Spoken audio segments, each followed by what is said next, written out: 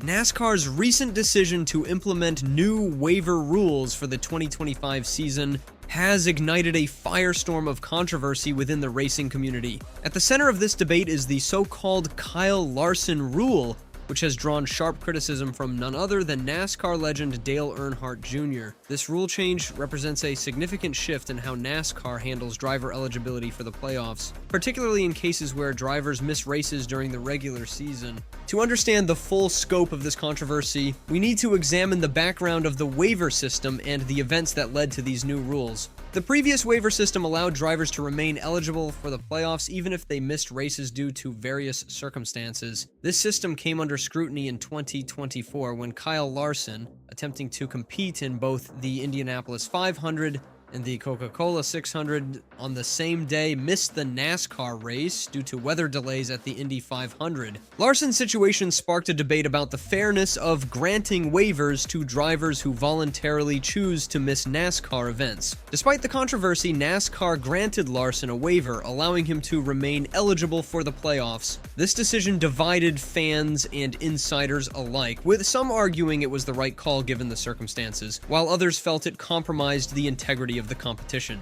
In response to this incident and the ensuing debate, NASCAR has introduced new waiver rules for the 2025 season. The updated policy states that if a driver misses a race for non-medical or non-family reasons, they will forfeit all playoff points accumulated during the 26-race regular season. This change is designed to discourage drivers from voluntarily skipping races while still allowing for exceptions in cases of medical emergencies, family crises, or age restrictions. Dale Earnhardt Jr. has taken a strong stance against these new rules and the waiver system in general. On his popular podcast, the Dale Jr. Download, Earnhardt didn't hold back when expressing his opinion. But, I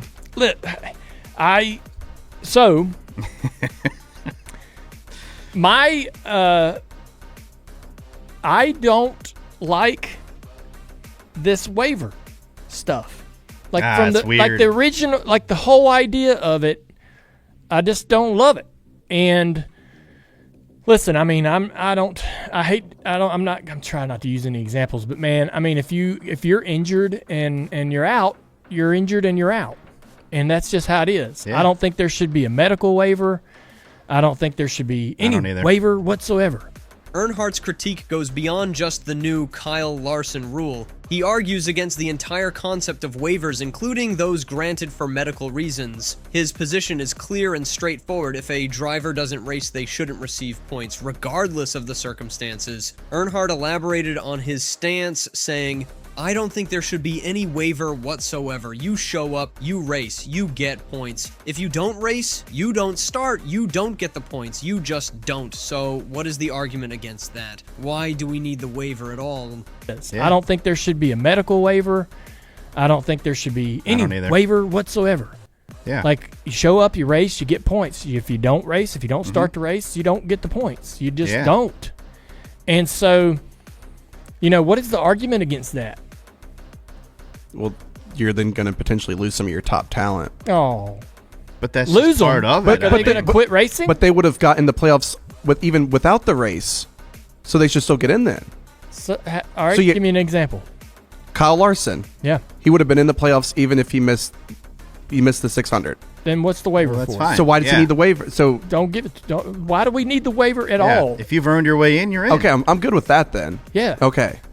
Like, I don't love the optics of it. It's Earnhardt's perspective is particularly interesting given his status as a former driver and current team owner. He acknowledges the practical realities of the sport, including contractual obligations that prevent drivers from arbitrarily skipping races. He points out, "There are all kinds of mechanisms in place without the waiver. It's not necessary. Denny Hamlin cannot turn the machine off and just say, 'Yep, we're not going to run this week. Car ain't going to the track. I'm not going to be there. That ain't happening. It just ain't going to happen. The waiver's unnecessary.'" Yeah, they can't do that. He's not going to do that. Contractually, I don't think they can do that. There's all kinds of mechanisms in place without the waiver. It's not necessary. There's all kinds of mechanisms. Okay. Denny Hamlin cannot turn the machine off and just say, "Yep, we're not going to run this week. Car ain't going to the track. I'm not going to be there." Yeah. That ain't happening. Even Larson with a big point lead is not going to miss it. Earnhardt's critique extends to what he perceives as the true motivation behind the waiver system. He suggests that waivers are primarily designed to ensure that star drivers remain in contention for the playoffs, potentially at the expense of competitive fairness. He states, "In my mind, the waiver is only to make sure your big stars are in the playoffs, and so if something were to happen, somebody gets hurt, or some medical issue happens, I don't know that I feel that great. I don't know that I feel good about the medical pass, getting the free pass off of an injury." In my mind, the waiver is only to make sure your big stars are in the playoffs. And so if something were to happen, somebody gets hurt, or some medical issue happens. Yeah. I don't know that I feel that great. I don't know that I feel good about like the medical pass, getting the free pass off of an injury.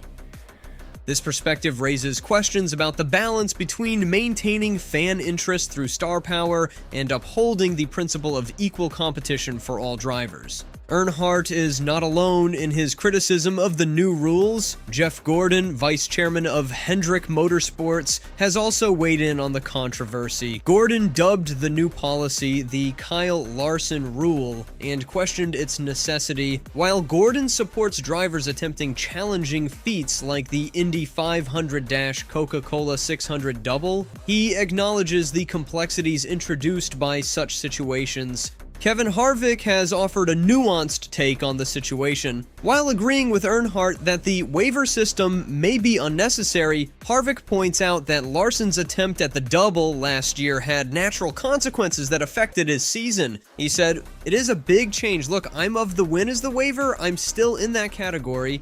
I don't like rules to just have rules. I think NASCAR has to protect its turf. I love the double. I love what they did last year with Larson. I hate that it worked out the way that it did.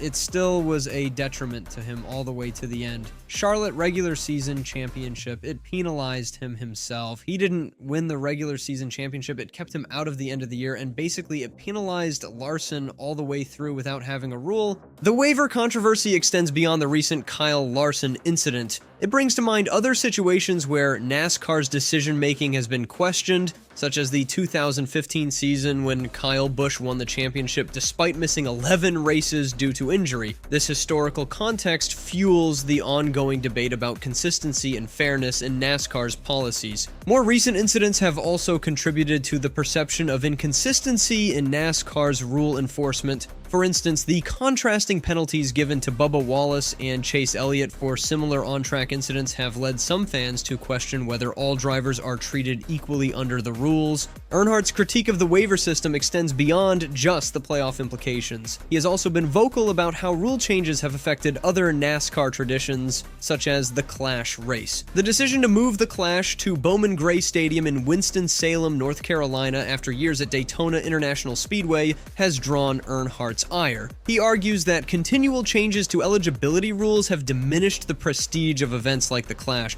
Back when the Clash was running at Daytona and they continued to expand the field, the idea was that there were partners, brands, and sponsors going, "Why isn't my car in this race? I want my car in this race." And then there were moments when, like, me or a big name person wasn't in the Clash, and so the rules of eligibility were continuously massaged and twisted to basically just kind of include any team. We used to make the joke like, "Hey man, you got a valid driver's license, you're eligible for the Clash." It had become a joke, and it took a lot of the legitimacy or the uniqueness and specialness out of the Clash. They finally found a bit of a happy middle ground, but back when the Clash was running at Daytona and they continued to expand the field, the idea was that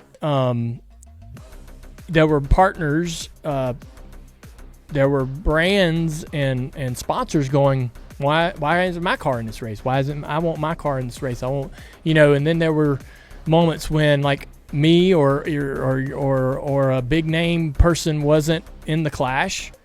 And so the rules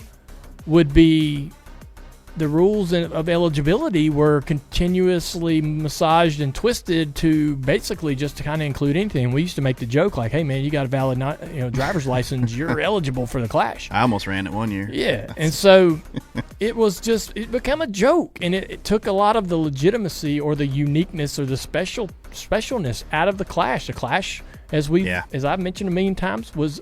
This critique ties into Earnhardt's broader concern about NASCAR's rulemaking processes and their impact on the sport's traditions and competitive integrity.